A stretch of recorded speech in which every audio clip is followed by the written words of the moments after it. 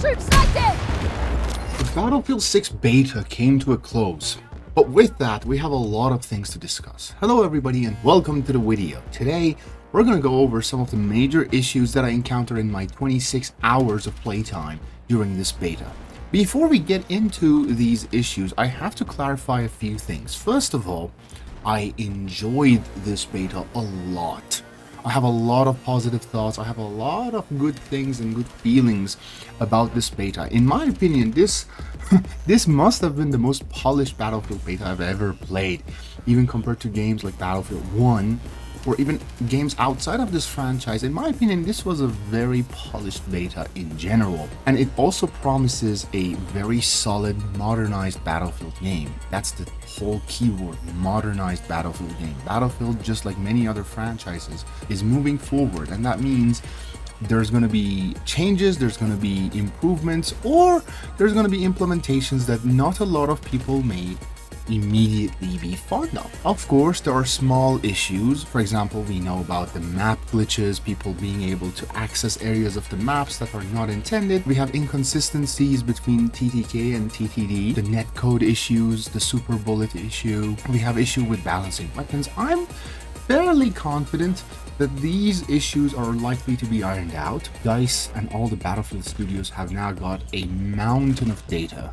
to sift through in order to get the balancing done right, to get the netcode fixed, and I'm completely confident that they can get this done. They've done a lot better in Vorce betas in the past, and this is obviously a much better starting position. Also, before we continue, I need to give a bit of a note on the beta maps. Obviously, there's a myriad of opinions outside. A lot of people have different opinions regarding which maps are good and which maps are not, and you can see a lot of concerns online about whether or not the actual maps that we get to play in the game are going to be same size as these guys, because let's be honest, even the biggest map in the beta, Liberation Peak, is not that big, to be honest. Now, in my opinion, big maps are definitely coming, and if I were to hazard a guess, DICE and the Battlefield studios very consciously decided to test 4 very small maps in this beta, perhaps even the 4 smallest map in the beta. Why is that? Because other franchises at this point in time are not doing very great. Look at Call of Duty, look at Rainbow Six, look at other casual FPS franchises. They're all struggling in one form or another. And I believe this was DICE's strategy to cater the beta towards a more broader audience. Sure, a lot of the core Battlefield players may be a little bit concerned, but I'm assuming DICE bet on the fact that, you know, the core audience will stay playing maps like Siege of Cairo or Liberation Peak, and I believe that's a bet that paid off. In any case, I didn't find a big issue about the maps in general, outside of the map exploits, if you will. There are issues with specific game mode combinations. For example, I'm not a big fan of breakthrough, so I don't like the breakthrough on any of the maps in general. Maybe it was okay in Siege of Cairo, but for example in Liberation Peak, it's just Sniper Haven. I primarily played Conquest, and I tried other modes on any of the maps that I could get my hands on. But I believe in the mode that I did play a lot, which is Conquest, most of the maps performed really well. Now, let us talk about the major issues that I believe need the most attention. First of all, there has been a big argument online for the past couple of months regarding open versus closed weapons in the Battlefield 6 classes. You know the drill. If you have been connected to Battlefield in any way, you know that DICE decided that any class can pick up any weapon type, and people really don't like this. So DICE decided to introduce 2 playlists into Battlefield 6's open beta. And later on, they announced that outside of beta, when the game launches, these 2 sets of playlists will persist. Now, I have to say, having played older Battlefield titles with different types of closed weapon systems, and even Battlefield 2042 with an open weapon system, and the beta to Battlefield 6, and both playlists, either way is fine by me. DICE has clearly been pushing to make gadgets and abilities play a bigger role in class definition and class identity. And they have somewhat succeeded. But I believe DICE really needs to commit. If they want to try to appease both audiences at the same time, it's going to backfire dramatically. They either need a fully restricted weapon class system like we had in Battlefield 1 or Battlefield 5, or maybe even some older titles like Battlefield 2, or they need to completely open it like Battlefield 2042 and the default system that they have right now. Why do I think that the Battlefield 4's quote-unquote legendary class system isn't viable here? Because Battlefield 4 has become somewhat of a game that people look at with rose-tinted glasses. People look at Battlefield 4 and they think that that game's class system and balance and all of that is perfect. I'm not even going to talk about the history of the game to bring it to the place that it is today, because obviously it's a rocky path. Talking about Battlefield 4 today, we need to be very realistic. Battlefield 4 is not a flawless game, and that also extends to its class system. Every single class in Battlefield 4 has access to carbines, shotguns, and DMRs.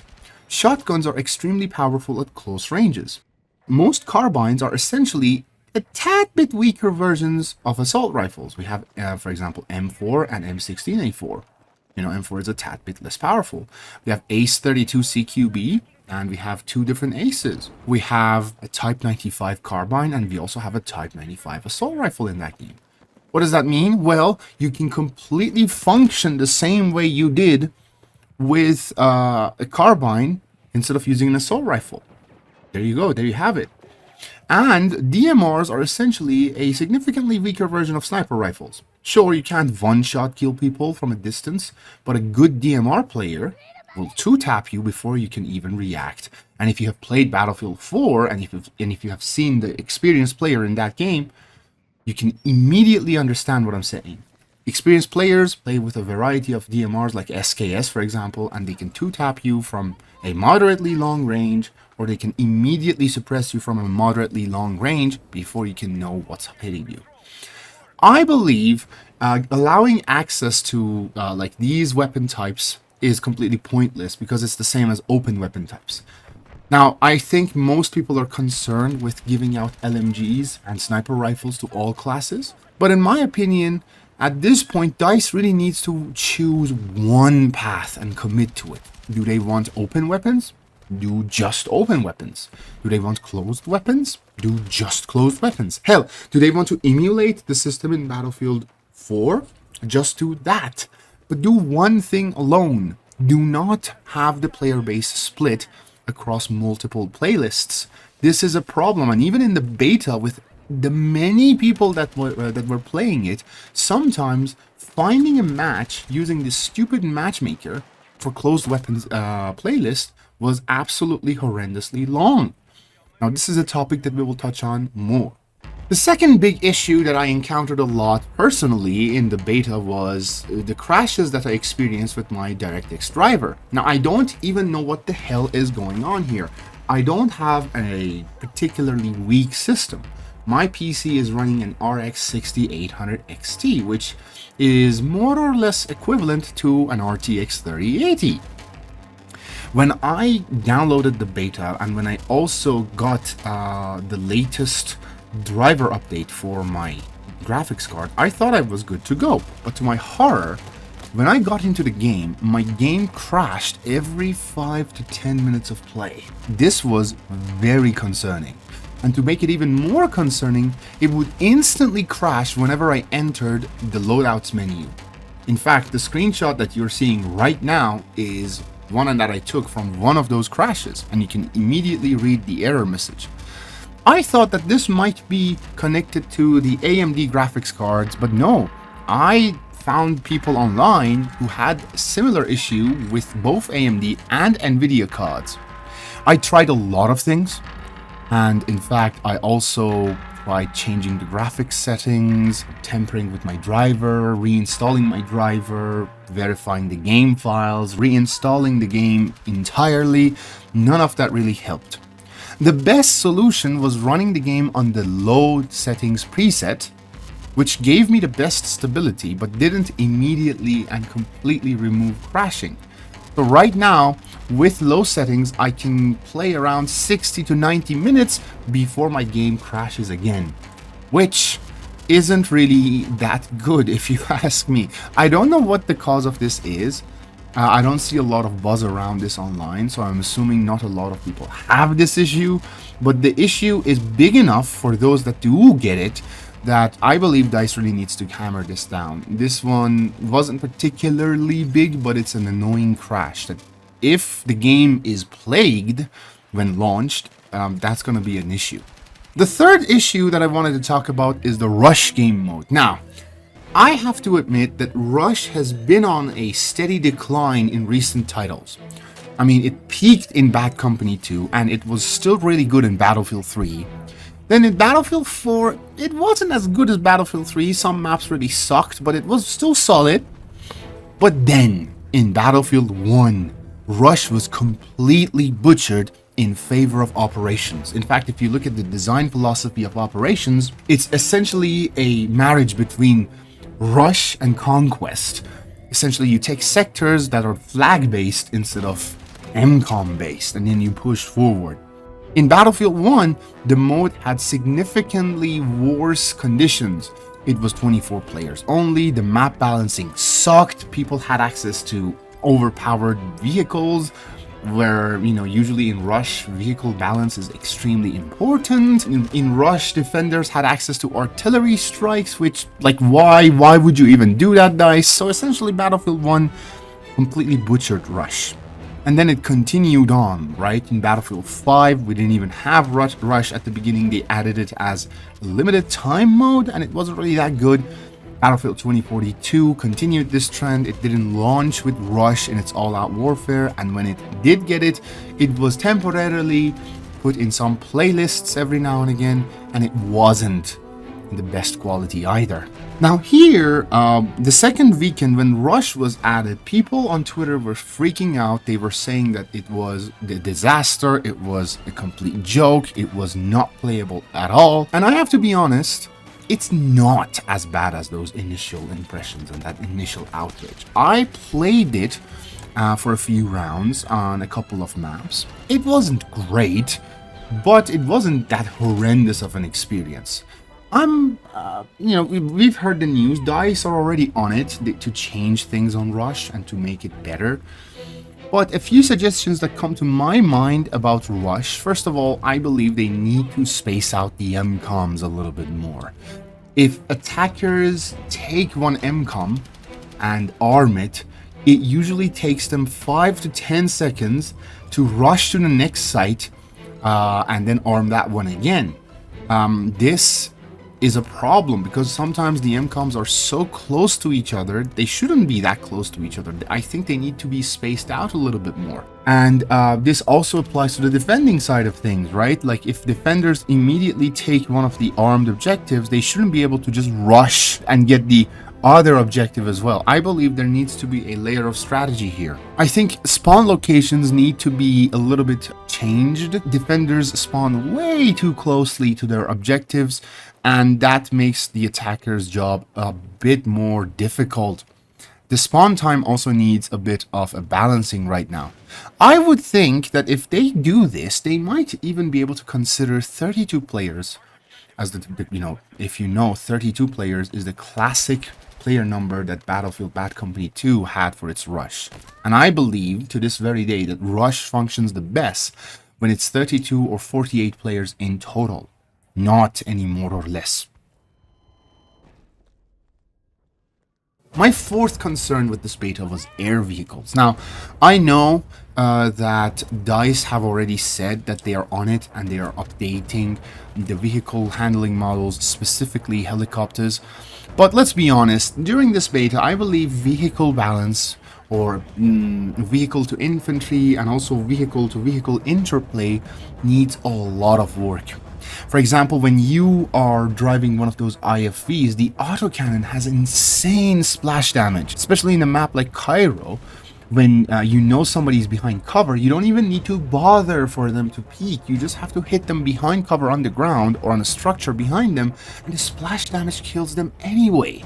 This has to be fixed a little bit. In the vehicular balance category, this gets even worse. We have jets that can completely destroy helicopters with one burst of their machine gun, very quick. The handling model on aircraft and both planes and helicopters needs a lot of work. And in my opinion, the armament on them is also sometimes overpowered and sometimes underpowered. So I guess DICE needs to pay a lot of attention to this before the game launches. Now, the final problem, which you may wonder why I put as the very last. No server browser.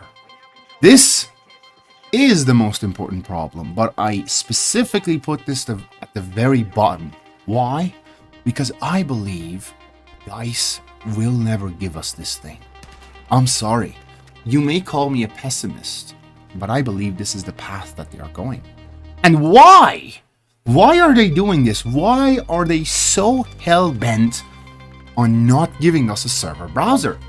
If there truly isn't any skill-based matchmaking, if the matchmaking is the same as games like Battlefield 5 and Battlefield 2042, as claimed by David Sirland online, then why not give this extra option to players? This is just sad and bizarre. Like in this beta, we got a lot of issues with matchmaker, and I touched on that earlier. Sometimes, especially in the second weekend, matchmaking times were exceptionally long. You had to play the same fucking map every single time, over and over. Lobbies were not persistent. In fact, if you have a server browser and people can create their own custom experiences or even rent official servers, then match moderation becomes even better. One of the reasons that some servers have been able to survive in older Battlefield titles is that they have dedicated admin teams where any faulty player, any player who is doing anything wrong, gets to be kicked or banned from the server. Now, granted, this sometimes gets a little bit abusive. Some people abuse their powers, but it's better than just leaving the servers unmoderated and hoping that the anti-cheat can do something. And what about those situations when it's not even cheating? What about it's just a camping spot or using an overpowered weapon? I believe that a server browser can fix most of these issues, if not all of them. But I also believe that DICE, for whatever stupid reason, is hellbent, is completely convinced on not giving us this server browser. No matter how many people from all corners of the internet are screaming at them at the same time. Well, that said, overall, in my opinion, I believe this game was fantastic. The beta was phenomenal. I enjoyed it very thoroughly. And I have to be honest, this was much more fun than any Battlefield 2042 or any Battlefield 5 experience that I have in my memory. I cannot wait for the full game to launch, for all the 9 maps to be added, all the weapons, all the vehicles, and I cannot wait to see where this game goes. I am hoping for the best, and if I was cautiously optimistic before, now I'm fully optimistic. But that said, guys, thank you very much for joining me in this video. This was just my opinions on a myriad of things in the game. You may completely disagree with some of the things that I said, or you may want to add points to the things that I said. In any case, feel free to let me know of your thoughts down in the comments section below. And as always, thank you for watching.